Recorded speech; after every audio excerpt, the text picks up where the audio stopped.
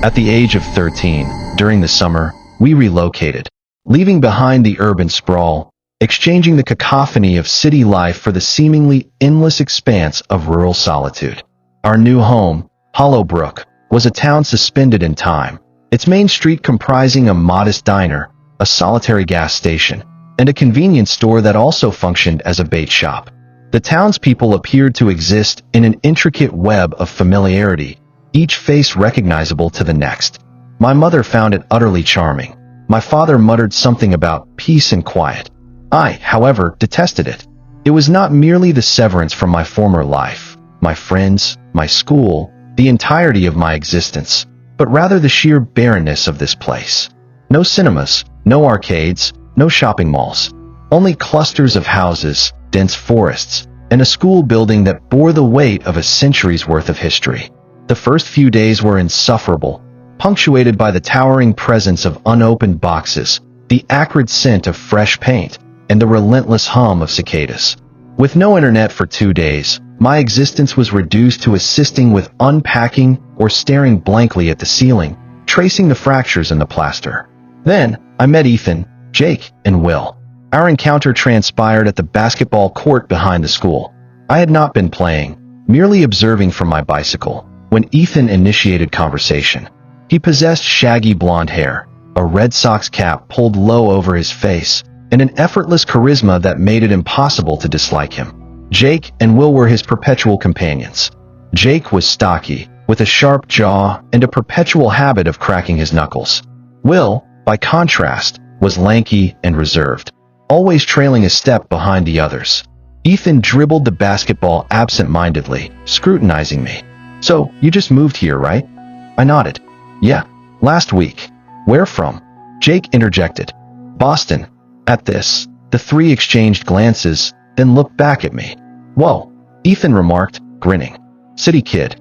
I hesitated, uncertain whether this was an insult or a mere observation. Will spoke for the first time. "But it's way better there, right?" I shrugged. "I don't know. I guess." Ethan passed the ball to Jake and turned back to me. "You ever had a hideout before?" I blinked. "Like a real one?" Jake snorted. "No, a fake one." I shook my head. "No, never." Ethan's grin widened. "Dude, then you're going to love this." Jake smirked. "We got a hideout. Best spot in town." Will nodded. "Deep in the woods. No little kids there."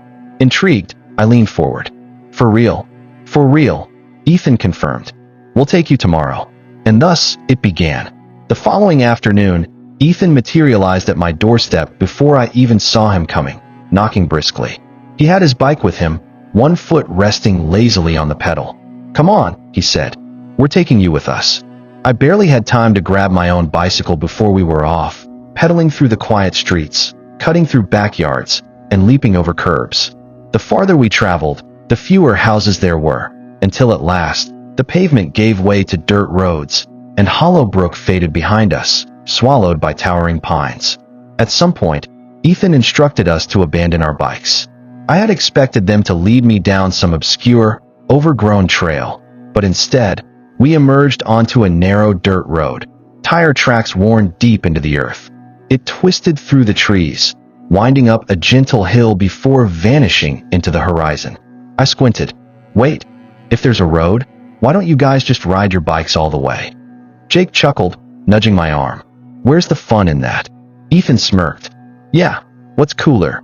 Walking through the woods to our secret hideout or rolling up on bikes like we're heading to the grocery store?" Will grinned.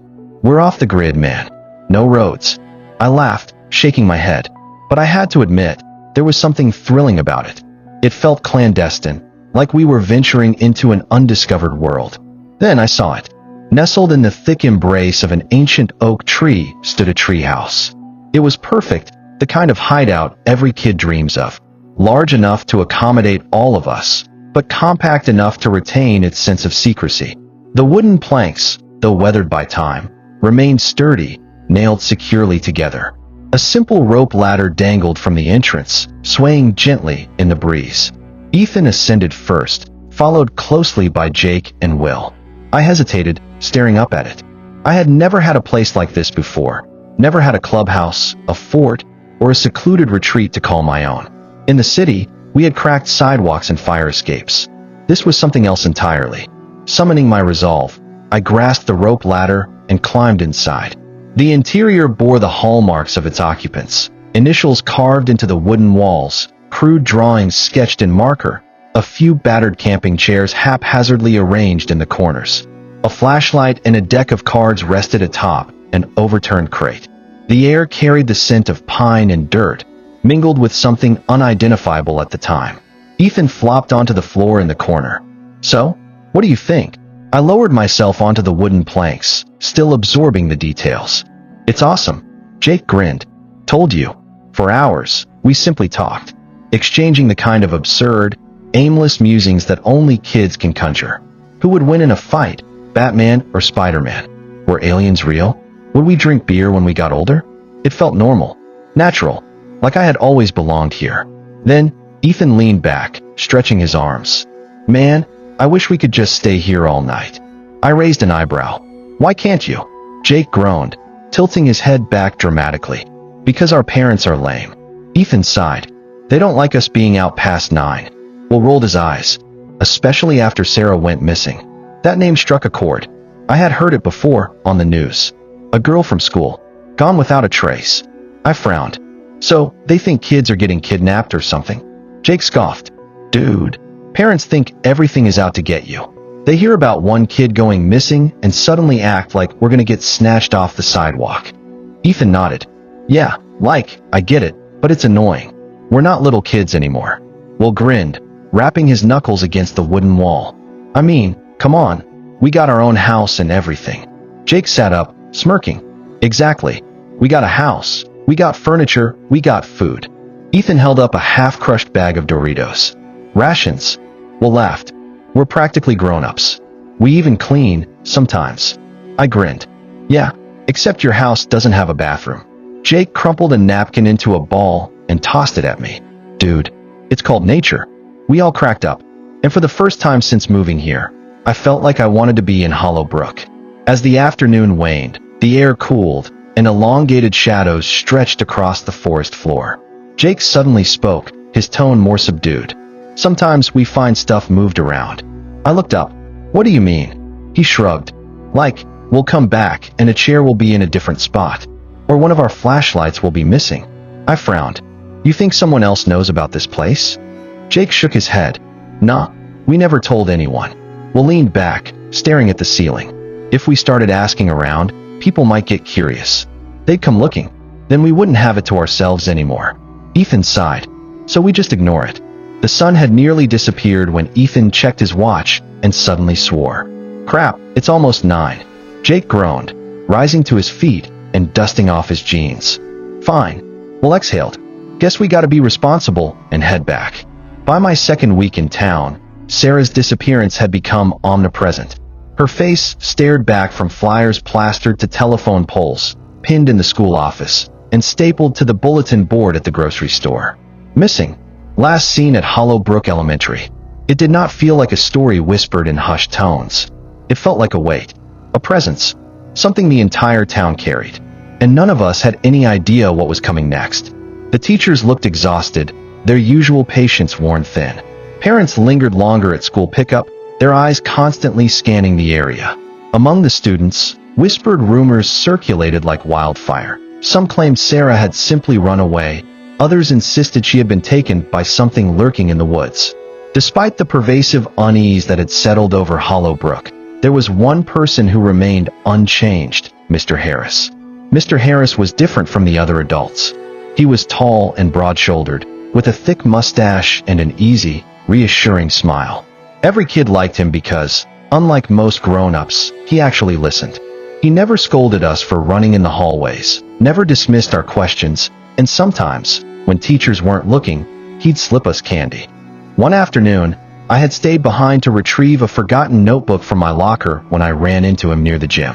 He was mopping the floor, his posture relaxed. "How are you liking Hollow Brook?" he asked, his voice friendly. I shrugged.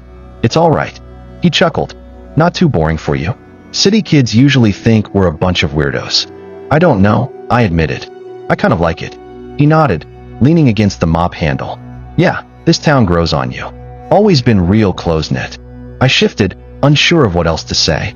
He must have noticed my hesitation because he simply smiled and nodded toward the hallway. "All right, kid. Go on now. Don't forget to pick up those packages Miss Wren left for you in the office." I hesitated for a second, then muttered a quick, "See you, Mr. Harris," before leaving. At the time, I thought nothing of it. The treehouse became more than just a hideout. It became our sanctuary. Whenever one of us needed space, needed to escape the suffocating weight of reality, we found ourselves drawn to it. It was an unspoken rule. If one of us showed up alone, the others would follow, no questions asked. At first, we were careful.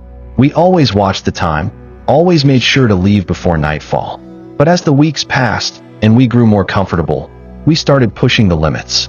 If the sun dipped below the trees before we made our way home, we didn't panic. If we stayed out a little later than usual, no one seemed to notice.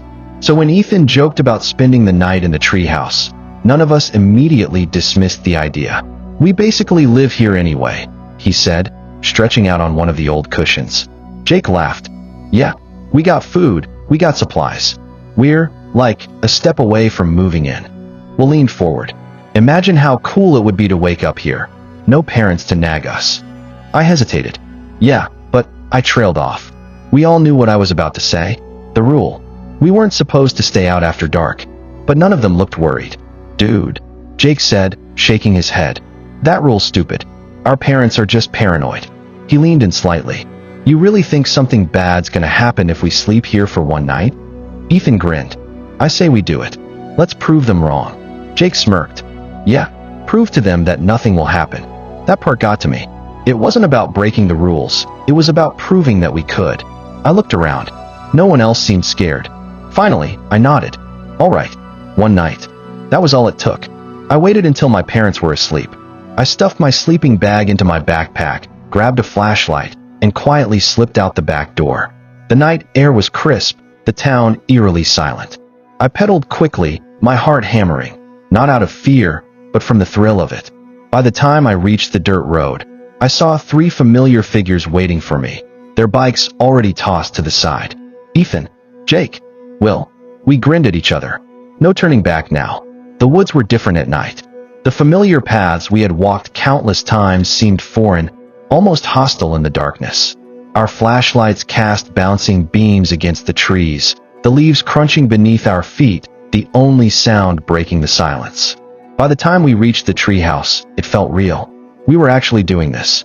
One by one, we climbed inside, settling into our usual spots. Jake unzipped his backpack and dumped out an assortment of snacks, chips, candy bars, a couple of sodas. "We're all set," Ethan grinned. We spent the night as we always did, telling ghost stories, playing cards, laughing over stupid things, stuffing our faces with junk food. It felt normal, safe. Then, we heard the engine.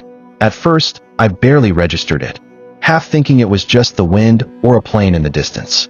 But then, headlights pierced through the trees, slicing through the darkness. A vehicle was approaching. The laughter died instantly. The truck pulled up near the base of the treehouse, its headlights illuminating the lower part of the trunk. We froze. "Is that?" Ethan sat up, rubbing his eyes. Jake squinted. "Is that your dad?" That made sense. One of our parents must have noticed we were missing, woken up, checked our beds.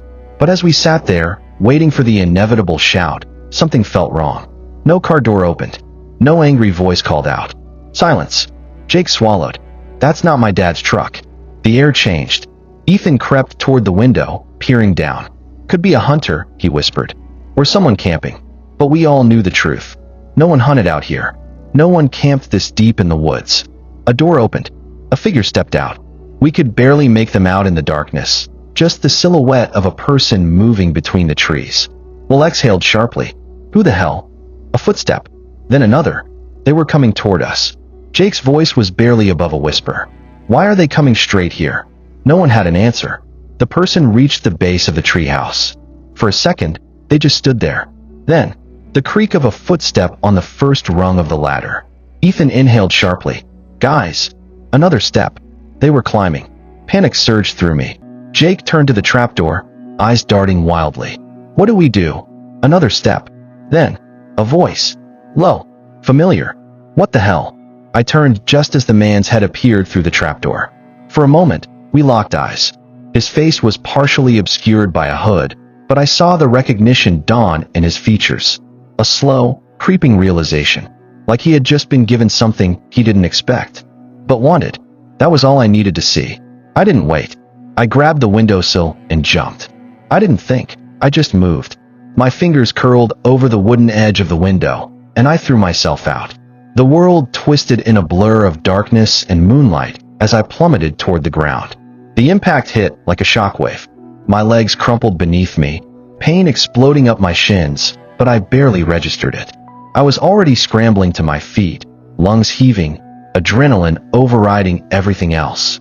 Above me, chaos. Go, go. Ethan's voice, sharp with terror. Jake was already pushing past him, diving for the window. Will hesitated just a second too long. The man lunged. Ethan jumped, but the man's hand snapped out at the last second, his fingers grazing Ethan's ankle. The contact was enough to twist Ethan midair, sending him careening sideways. Then, a sickening crack. Ethan's scream tore through the night. I skidded to a halt, my heart hammering. He was on the ground, curled into himself, clutching his leg. His face was twisted in agony. My leg. His voice was raw, broken. Jake was already beside him, trying to pull him up. Come on, dude, we gotta go. Ethan choked on a sob. I can't. Panic surged in my chest. We couldn't carry him. Not fast enough. The man was coming. A thud. I whipped around just in time to see boots hitting the dirt. The man had jumped down. For the first time, I saw him clearly. The hood was pulled low, but the glow of the moon illuminated his features just enough. Recognition slammed into me like a punch to the gut. Mr. Harris. His eyes flickered between us, scanning the scene. And then, slowly, deliberately, he smiled. Jake gripped Ethan's arm tighter. We have to go now. But I was already running. I hated myself for it, but I ran. Branches tore at my face, leaves whipping past as I bolted through the woods. My breath came in ragged gasps, the pounding of my feet lost in the roar of blood in my ears. Behind me, shouts. Footsteps. Someone crashing through the underbrush. But I didn't look back. The dirt road appeared like a beacon through the trees, bathed in silver moonlight. I tore through it, sprinting toward the faint glow of town, the distant warmth of streetlights. My house. I barely registered launching myself up the front steps, fists pounding against the door. Mom. Dad. Open the door. A light flicked on inside. A shadow moved behind the glass. The door swung open, and I fell into my dad's arms. Son, what is? Call the cops. I screamed. My mom was already reaching for the phone. I turned back, chest heaving, expecting to see a dark figure at the end of the driveway. But there was nothing. The police arrived within minutes. By the time they reached the treehouse, the woods were swarming with officers, red and blue lights flickering through the darkness. The sanctuary we had built, our secret refuge, now felt like the most unsafe place in the world. I stood beside my parents, trembling in my mother's arms as we watched the officers sweep the area. Flashlights cut through the trees, radios crackled with updates. They found Jake first, at the base of the treehouse, shaken but alive. His hands trembled, his face streaked with dirt, but he was breathing. Then, they found Ethan. He was curled behind a tree, barely visible in the shadows. His leg was bent at a horrible angle. When they carried him out on a stretcher, his face was pale, hollow. He barely spoke. For one terrible moment, I thought Will was gone. But then, a radio crackled. An officer spotted him sprinting down the dirt road toward town. Later, he told us he didn't stop running. Not once. I didn't blame him. For a while, it was enough that we were alive. But the town was in uproar. The police had no immediate answers. Theories circulated like wildfire. Was it a drifter? A stranger passing through? Or someone from Hollow Brook itself? Days passed before the real horror came to light. They found the truck abandoned in a creek, half buried in mud. And in the trunk, Sarah. She had been missing for weeks. All that time, she had been there. Cold, wrapped in plastic, stuffed beneath a pile of tarps. But it wasn't until they ran the truck's registration that the nightmare solidified. The name attached to the vehicle. Mr. Harris. I remember the exact moment I learned the truth. I was sitting at the kitchen table, pushing cereal around my bowl, only half listening as my parents whispered in the kitchen. Then, My mom said his name. For a second, I thought I misheard her. Then my dad exhaled sharply, rubbing his face. Jesus. A cold dread settled over me, hollow and inescapable. Mr. Harris, the man who had smiled at us in the hallways, who had given us candy, who had asked me, just days before, if I liked Hollowbrook. I felt like my stomach had been ripped from my body. He was still out there. A curfew was set immediately. Hollowbrook turned into a ghost town after sundown. And then, one by one, the people I had come to know vanished from my life. Ethan, Jake, and Will stopped coming to school. Whether their families left or if they were too shaken to return, I never found out. I never saw them again. But I kept thinking about it. If we hadn't heard that truck pull up, if we had already been asleep, would one of us have been next? That was the night I learned that rules exist for a reason. And that sometimes, when people say never stay past dark, it's not a suggestion. It's a warning.